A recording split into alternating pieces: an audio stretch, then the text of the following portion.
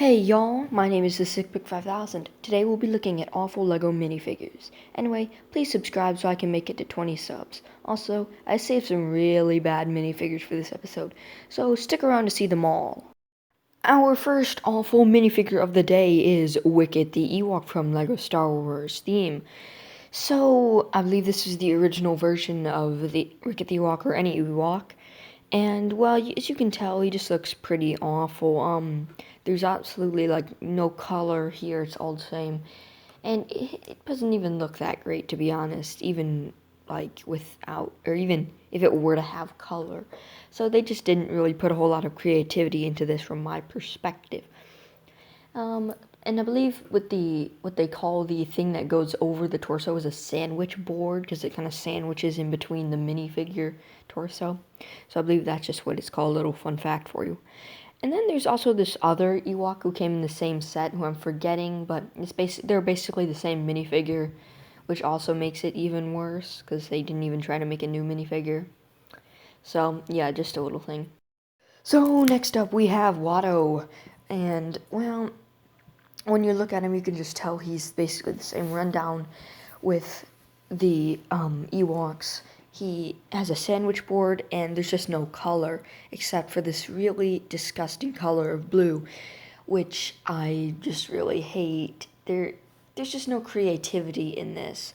Plus, he wasn't even that tall, and he was supposed to fly. So they definitely fixed this with later figures, but they could have definitely done a way better job with this figure.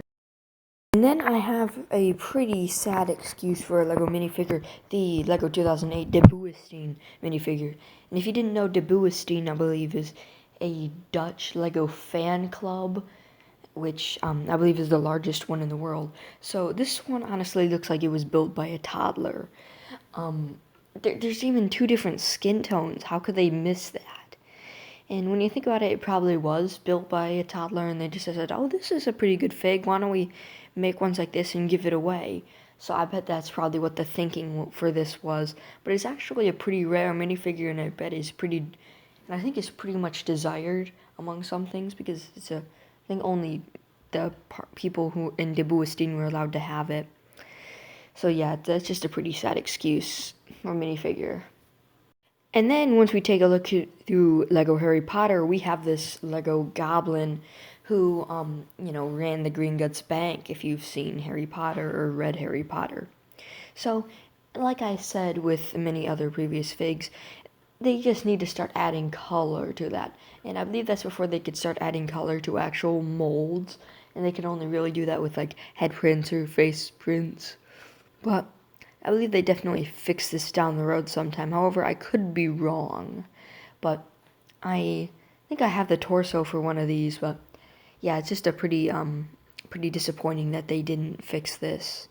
Now to switch over to one of my other favorite movie series is Lego C-3PO from Star Wars. And while I do not think this is a horrible figure, I do not think they did well with the color as sort of a pearl gold color, I believe as it's called. And it just does not fit up to what he actually looked like with just this ugly looking color. But that's all I really have to say about him.